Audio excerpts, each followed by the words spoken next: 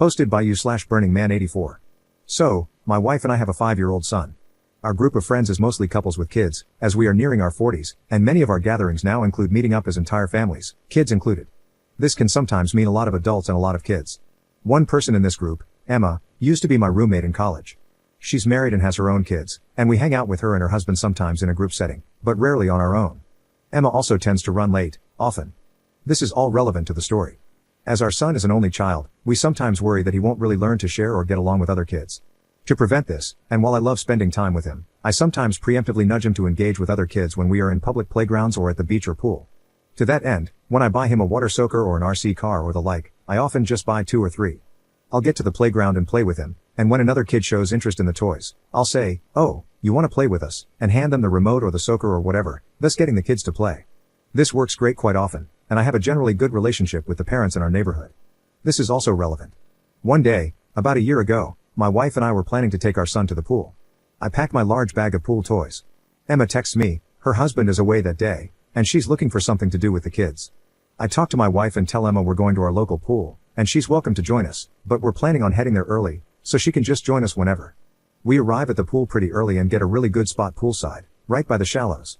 I grab some water soakers, and my kid and I start playing World Domination. I'm trying to take over the world and can only be stopped through the power of water soakers. It's a whole thing, and the kid loves it. Soon, another kid is there. It's a kid from my son's kindergarten class. He's there with his mom.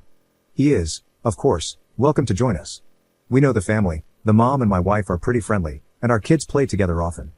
My wife says she wants to go for a swim, and the kid's mom says she wants to join her. She asks if I'm okay watching the kids. I say sure since, by this point, the kids are blasting each other with water soakers, and I'm just chilling poolside, only occasionally having to call out, "Oh no, my plans for World Domination, ruined," because sometimes that's just what parenting is. Then Emma and her kids show up. She's really happy to see me, and I give out toys to her kids. All is going well. Then my son's friend runs up and asks for another toy, and I go, "Sure thing," and hand it to him. Emma goes, "Oh my god. So cute. He looks just like you." I laugh and say, "Okay cool, but this isn't my kid." In her defense, the kid does kind of look like me, making this pretty hilarious. When my wife and the kid's mom come back, I tell them this story. They also find it hilarious. We all have a friendly chuckle but think little of it. Fast forward to a few months ago. I haven't seen Emma in a while. We are at a friends group gathering, and it was a good time all around. When we're about to call it a day, Emma and I are at the entrance. She's grabbing her stuff, and I'm on my second trip from the car, kids' toys, kids' clothes, dirty dishes, Tupperware with leftovers, etc. I call out to Emma's husband, "Hey, can you call my wife and kid over? Just make sure it's actually my kid and not some random kid who kinda looks like me." I think it's a hilarious callback. He seems confused and kind of angry. He asks what the hell I'm talking about. Why would he call a random kid? I'm also confused, so I tell him the pool story. He doesn't laugh. Emma doesn't laugh either. The whole thing now feels kind of awkward. I awkwardly say goodbye, go grab my wife and kid myself, and we leave. Later that day, I text Emma to ask if everything is alright. I get no reply. I text again a few days later. Still no reply. I get the distinct sense I messed up, but also, if she doesn't want to talk to me, I'm not going to force the issue. I leave well enough alone. At worst, I thought she was mad at a joke I made, which was apparently in poor taste. Boy, did I underestimate the fallout from this joke. A few days ago, I arrive at a friend's place, and Emma's there. This is an engagement party, so no kids. I wasn't supposed to come but decided to at the last minute, and my wife was at home with our kid. Emma sees me and is livid. She wasn't expecting to see me and only came because she thought I wouldn't be there. She does, however, take the opportunity to tear me a new one. She calls me out in front of everyone. Because of my joke, originally said with air quotes, her husband was furious. From what she said, and what I gathered from mutual friends afterward, she had previously commented on someone else's kid looking like someone who wasn't his father. Except that whole thing led to family drama in Emma's husband's family because, in that case, the dude was cheating, and that was his kid, and a whole bunch of people were really hurt in the aftermath. Emma's husband was furious because he apparently thought she would know better than to comment on kids looking like people again. This sent them down a spiral, especially because the husband apparently thought she had told me that other family story, and that I was mocking him for his family drama, and he thought the story I told was just covering for her when I realized I had messed up. This was not the case. I had no idea that whole thing had happened. Still, he didn't believe Emma when she told him. So they are now separated. She calls me a jerk and says I ruined her marriage. I am not a confrontational person. I apologize profusely. I say I didn't know, and if she didn't want me telling the story, she should have said something. She tells me I'm making excuses. This is now a scene. I apologize profusely again and leave quickly after telling the couple a quick congratulations. I am later told this was all anyone could talk about at the party, and now the engaged couple is mad at me too. Emma is even more upset because now everyone knows her drama. I am unfriended and unfollowed on everything. Some friends think I couldn't have known better and that the joke was pretty benign. Other friends say it was in really poor taste to throw her under the bus and that I am totally the jerk. Emma's best friend, who I also know from college, thinks I did know about the thing with her husband and that I'm just covering my own back to get away with being cruel. It has been a few days, and some of my friends will no longer talk to me. Others think she is wrong to blame me and that the marriage was doomed anyway. Still, I feel really guilty about making the joke, and I obviously wouldn't have made it had I known the trouble it would cause. I like Emma, and I didn't want to hurt her. I also liked her husband. I'd like to say that maybe he was wrong to let the marriage implode like that because of a stupid joke, but at the same time, I don't exactly know his family drama or their history, nor the specifics of his relationship with Emma, so I can't really say he's wrong or overreacting. The entire thing just kind of sucks. My wife's got my back, though. She thinks the joke was hilarious and actually thinks me breaking up their marriage makes it even funnier, because WTF. She also loves crazy Reddit stories, so she sent me to post this, so at least I got that going for me, which is nice. Update 1 day later. I am now updating you because the last few hours have been, well, a lot. It turns out that when I wrote my post, I left out one critical piece of context. I thought I was a regular person living a normal life. Turns out I am Chaz, a side character in the worst Gossip Girl episode ever written. So after posting yesterday, reading replies, and thinking it over, I decided to reach out to Emma one final time. Some of you thought I shouldn't, and that these were, in fact, not my monkeys. Others made me realize that Emma was probably in a crappy situation with her husband and his family and was actively being gaslit. Now, of note here, while, as I mentioned, we're not as close as we used to be very close. She helped me pick out a spot and let me borrow her car for my first date with the person who later became my wife. She was a significant part of my support system during some very rough times in my life. Despite everything, I still felt like I cared about her and wanted to work things out. This is no longer the case. See, from my perspective, I thought we were good friends. Then, when she met her husband, we naturally drifted apart, and then this thing happened out of nowhere. This was not what it looked like from her perspective. How do I know? Well, this is going to sound absolutely unhinged. So, last night, before going to bed, I texted her a long, thoughtful message. I explained that I do apologize for the part I played in ruining her marriage, and I understand she is going through a tough time. I understand if she wants nothing more to do with me, but if and when she feels ready to talk it out, she is welcome to reach out, and I'll leave the ball in her court. I show this to my wife, and she is practically giddy. She tells me there is no way this doesn't blow up in my face, and I should have just cut my losses, like many of you all said. Emma shows up at my house around 7 a.m. unannounced. I ask WTF. She says she really needs to talk to me. I call my wife to the door and explain this. She sends me off with this woman because she understands this crap can only go poorly, and apparently, she is here for it and it's my own fault at this point. So, as I said, from my perspective, we were friends who drifted apart. From her perspective, for the last 15 years, she has been playing some weird game of 4D chess. Apparently, she had feelings for me back in college, and she was trying to nice girl her way into a relationship with me by being there for me when my dad died and when I was struggling with being single. She always gave everything because she just assumed I would, at some point, come around. You'd think that me getting married or her getting married would change that, and it did, just, well, badly. Apparently, her husband knew about her feelings, which is why he always kept me at a distance. We never drifted apart. He explicitly asked her not to meet with me anymore outside of large social gatherings. That day at the pool? Yeah, that was her sticking it to him because he was away cheating on her or something, and he didn't like her hanging around me scantily clad. It wasn't just that he was upset at the joke, he was upset because apparently I was having an affair with his wife and rubbing it in his face. Makes no sense? I know. It gets worse. That thing at the engagement party? Well, at least she didn't plan that. I told our friends getting engaged that I wasn't coming. She asked and verified this. She wasn't expecting to see me, and they told her I wouldn't be there, but once I showed up, she decided to exploit it. She intended to have a huge scene with me so that she could tell her estranged husband and friends that I ambushed her because she broke off our affair. Our affair. Apparently we had an affair. Oh, what affair is that, you ask? I did too. Apparently, the story some people got was that she and I were having an affair, and it ended, and I was stalking her. Her husband left her because he found out. So, people more inclined to believe her just thought that was what happened and wanted nothing to do with me anymore. So why did her husband actually leave? Well, some of you called it. According to her, he was cheating on her a bunch and was overall not a nice person. She never actually cheated on him but used me to pretend that she did, without my knowledge. So, after the joke at the gathering, which may have indeed been in poor taste, they had a huge fight, and he left the house. As for the thing with his family, from what I gather, it was some dude sleeping with his cousin's wife or something along those family lines.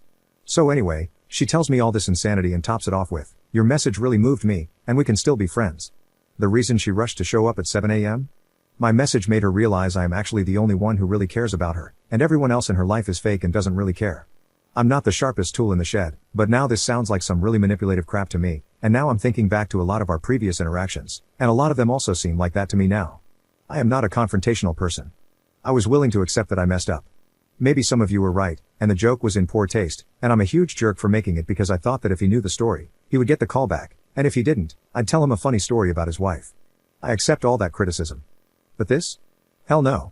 I was done. I told her I am done with her crap. She can get back to her husband, leave her husband, keep any friends she wants because I am just done. I can forgive a lot, but she had basically not been communicating with me for over 15 years.